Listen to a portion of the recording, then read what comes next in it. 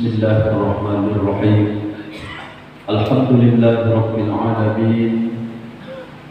Wassalatu wassalamu ala asyrafil anbiya'i wal mursalin sayyidina wa maulana Muhammadin wa ala alihi wa sahbihi wa sallim ajma'in.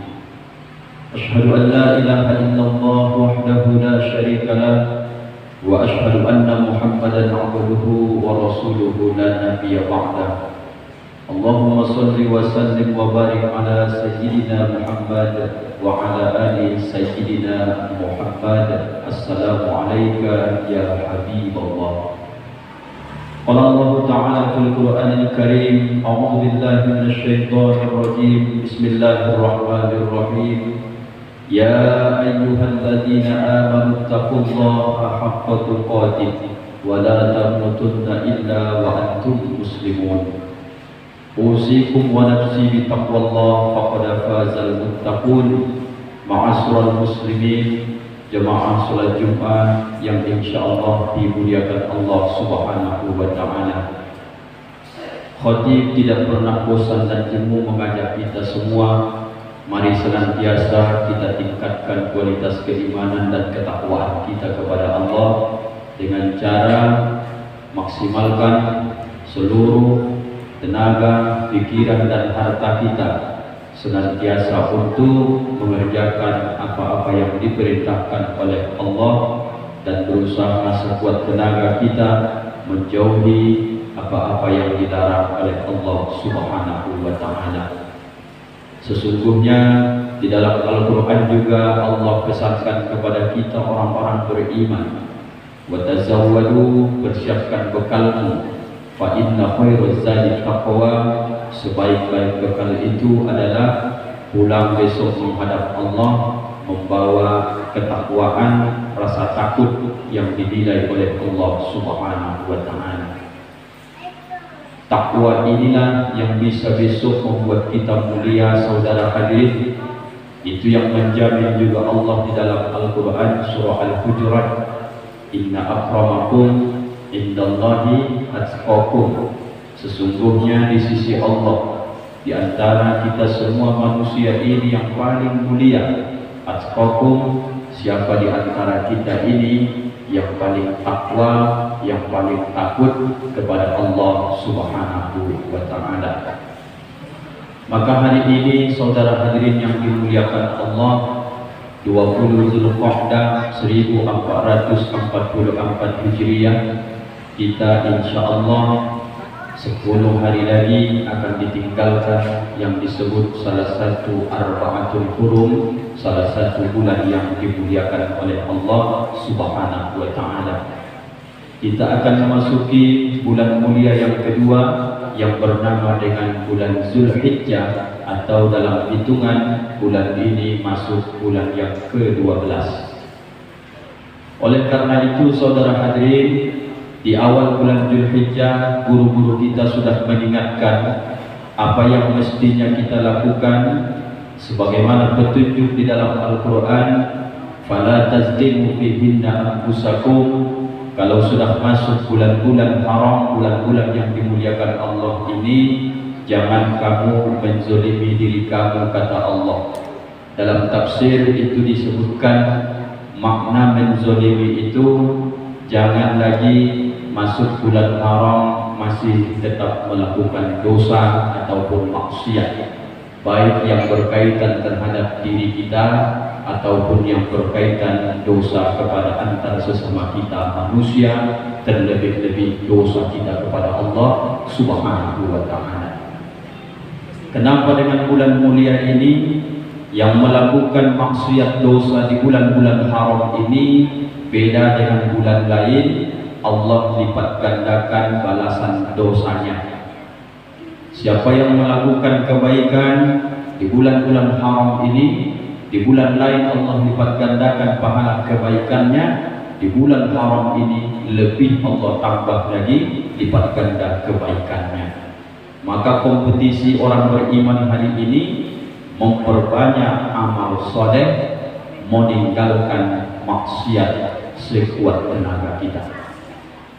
Insya Allah 19 hari terhitung mundur nanti ke depannya kita akan berjumpa dengan suatu amal, yang amal ini tidaklah bisa dilakukan di hari dan di bulan lain kecuali Allah khususkan dia, yang kita sebut dengan Idul Adha, atau yang kita sempurnakan dengan hari raya Idul Adha dengan menyembelih hewan kurban. Maka judul khutbah kita kali ini, apa saja tingkatan-tingkatan orang yang berkurban. Hari raya Idul Adha ataupun yang kita sebut dengan hari raya kurban, itu asal katanya adalah uduhiyah. Uduhiyah itu adalah diartikan hari menyembelih hewan yang ditentukan, waktu yang ditentukan, dengan niat yang ditentukan. Jadi tidak rumit dalam menerjemahkan. Harinya ditentukan, bahwa hari raya Idul Adha menyembelih hewan kurban itu tidak lebih dari hari yang sudah ditetapkan hukum syariat, 4 hari cuma dalam setahun. Kalau dia sembelih hewan kurbannya sebelum tanggal 10 Zulhijjah, atau dia sembelih tanggal 10 Zulhijjah tapi belum selesai Idul Adha, maka itu tak disebut hewan kurban, itu disebut dengan sedekah biasa. Mulai tanggal 10 Zulhijjah setelah sholat Idul Adha, tidak selesai tanggal 10 Idul Adha, boleh dilanjutkan tanggal 11 Zulhijjah. Tanggal 11 belum juga selesai, boleh menyembelih tanggal 12 Zulhijjah. Tanggal 12 Zulhijjah belum juga selesai, lanjut tanggal 13 Zulhijjah. Maka menyembelih hewan kurban setiap tahun itu ada 4 hari waktunya diberikan oleh Allah. Tanggal 10 Zulhijjah, 11, 12 dan 13 Zulhijjah. Siapa yang menyembelih sebelumnya atau dia menyembelih sesudahnya, sesudah tanggal 13 setelah terbenam matahari, maka itu tak dianggap lagi menjadi kurban, tapi dianggap sebagai sedekah biasa. Itu makna uduhiyah, waktu yang sudah ditentukan. Yang kedua, hewannya juga sudah ditentukan. Tak semua hewan ini biarpun halal dimakan bisa dikurbankan. Maka hewan jenisnya hanya 3 saja. Yang pertama, yang paling afdal, itu yang ditafsirkan para ulama tafsir dalam mencapai kesempurnaan dari kita berkurban. Wanhar dalam surah Al-Kautsar itu bukanlah satu arti berkorban saja. Wanhar itu ada juga pengertiannya adalah dengan unta. Maka kurban yang paling afdal itu adalah dengan unta. Saudara hadirin yang dimuliakan Allah, di tempat kita tak ada unta, di bawahnya boleh berkurban dengan yang sejenis sapi, lembu dan kiasnya kerbau. Tak ada juga dapat sapi, lembu, kerbau. Di bawahnya ada yang disebut kalau zaman Nabi adalah domba, di tempat kita adalah kambing. Kambingnya jenis biri-biri ada, dan kambingnya juga jenis yang lurus bulunya atau kambing kacang juga boleh. Maka umurnya pun ditentukan oleh syariat. Bagaimana dengan umurnya? Umur unta itu harus sempurna 5 tahun. Kalau lembu, sapi dan juga kerbau itu harus sempurna umurnya 2 tahun. Kalau kambingnya kambing biri-biri yang kambingnya rambutnya keriting, itu umurnya boleh 1 tahun sempurna. Tapi kalau kambing yang badannya ataupun bulunya lurus, itu harus berumur 2 tahun dalam keadaan sempurna. Panitia kurban harus betul-betul dipahami dengan baik, karena menjadi panitia menyampaikan amal kebaikan orang banyak, jangan sampai cacat dikarenakan umur daripada hewan yang disembelih besok kurang umur dan sebagainya. Kita akan bertanggung jawab di hadapan Allah Subhanahu wa Ta'ala. Kemudian dengan niat yang tertentu, kita semua sudah berniat ikut kurban, maka tahapannya silahkan pilih. Berkurbanlah tahap pertama, bisa berkurban kalau kemampuannya hanya satu bagian, berkurban satu keluarga itu 1 ekor kambing ataupun disebut dengan kibas.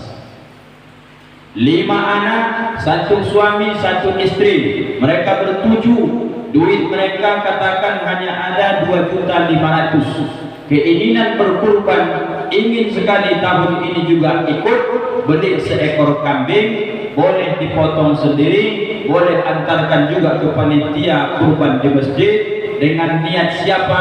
Niatkan atas nama kepala keluarga.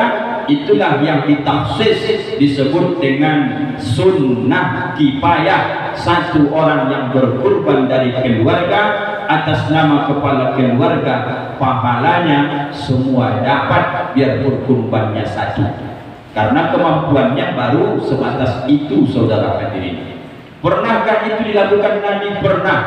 Nabi menyembelih seekor kibas, maka bunyi hadisnya, Allahumma ya Allah, ini kurban Muhammad wa ali Muhammad, dan untuk keluarga Muhammad. Kambingnya 1, kibasnya 1, tapi niatnya untuk diri beliau dan juga untuk keluarga beliau. Itu cara berkurban level 1, saudara yang dimuliakan Allah. Yang kedua, itu yang kita bentuknya dalam keadaan berkelompok. Karena tak bisa membeli 1 ekor sapi, maka kita punya duit 5 juta. Ikut yang sudah disediakan panitia kurban. Daftarkan 2 orang, daftarkan 3 orang. Ini juga jumpa hadisnya. Kami melihat Nabi berkurban juga dengan seekor unta ataupun sapi, itu sebanyak 7 orang, dan itu yang sudah biasa kita lakukan. Bagaimana juga cara berkurban yang paling sempurna, paling mulia? Nabi juga pernah berkurban sebanyak 100 ekor unta, saudara hadirin. Maka yang 100 ekor unta ini mulai hitungan 1 Nabi memotong dengan tangannya sendiri, maka sampai angka 63 Nabi panggil Sayyidina Ali, lanjutkan potong sampai hitungan yang ke-100. Setelah Nabi wafat, baru kemudian Ali sadar, kenapa Nabi tak melanjutkan dia memotong sampai hitungan 100, padahal Nabi masih kuat. Rupanya itu isyarat umur Nabi yang kita cintai ini, dari potongan hewan kurbannya dia hanya berumur 63 tahun, saudara yang dimuliakan Allah. Apa maknanya? Nabi pernah berkurban 100 ekor unta, dan kemudian boleh diwakilkan kepada orang menyembelih hewan kurban kita, karena Nabi melakukan itu kepada Sayyidina Ali. Kurbannya yang punya Rasulullah, yang memotong itu juga Sayyidina Ali. Maka sekali lagi, hukum berkurban mewakilkan dipotongkan kepada dia boleh, sah, dan itu pernah dilakukan Nabi kita Muhammad sallallahu alaihi wasallam. Apa maknanya? Cara berkurban bagi kita yang luas rezekinya, jangan berkurban 1 keluarga hanya seekor kambing. Tak usah lagi ikut berkurban yang ikut kelompok 7 orang 1 ekor sapi. Kalau duit kita ada, contoh yang dibuat Nabi, beli 1 ekor sapi untuk 1 orang. Kalau mampu nanti 1 sendiri bapak berkorban, beli 5 ekor sapi, antarkan ke masjid-masjid, dan itu boleh dan pernah dilakukan Nabi kita Muhammad sallallahu alaihi wasallam. Jangan jadi yang nomor 4. Berkorban 1 dari keluarga tak ada, ikut pun kelompok di masjid tak ikut, nanti 1 dirinya pun tak membeli seekor sapi, kemudian nomor 4 dia sudah tak berkurban, tapi dia juga tak pernah terniat untuk ikut kurban, dan malah dia menghalang-halangi orang yang mau ikut kurban. Nomor 4 tak baik, tak bagus. Kalau seandainya duit tak ada, tak mampu berkurban, maka lebih bagus diam saja, itu lebih aman. Semoga kita semua dijaga oleh Allah Subhanahu wa ta'ala. Terakhir, apa yang kita maksudkan supaya kita berkurban yang kita ingin? Pertama, bayangkan saudara hadirin, dalam setahun ada yang disebut dengan zakat mal. Dalam setahun ada yang disebut dengan zakat fitrah. Zakat mal membersihkan harta kita. Zakat fitrah mensucikan jiwa kita. Kalau disebut dengan kurban, maka inilah saatnya kita cara bersyukur terhadap nikmat-nikmat pemberian Allah. Allah sendiri yang menyatakan kepada kita, inna a'tainakal kautsar, sungguh telah banyak kami berikan engkau nikmat, kata Allah. Fasholli lirabbika, salat sudah kita lakukan. Wanhar, berkorbanlah. Saatnya Allah melihat setahun dia kasih kita harta, dia minta 2.500.000, dia minta 2.800.000, dia minta hanya sedikit dari harta yang kita dapat setahun. Mampukah kita korbankan itu di hadapan Allah? Tapi ingat, Allah tidak pernah melihat apa yang kau korbankan sesungguhnya. Yang Allah lihat adalah ketakwaan dalam hatimu, sungguh-sungguh atau tidak. Berkorbanlah dengan mencapai ridho Allah Subhanahu wa ta'ala. Terakhir, orang yang berkurban besok, sebelum darah kurbannya jatuh ke tanah, duluan ampunan Allah datang kepada mereka. Dan ada yang kita lihat di dunia ini tak berharga, besok itu di hadapan Allah sangat berharga. Apa itu? Bulunya tak ada kita makan bulu, kukunya tak ada kita yang mau makan kuku dari kurban, tanduknya tak ada kita mau makan tanduk kurban. Tapi yang kau lihat hari ini itu tak berharga, besok di hari kiamat itu semua akan Allah datangkan. Padahal di dunia tak berharga, sekecil itu pun dihargai Allah Subhanahu wa ta'ala.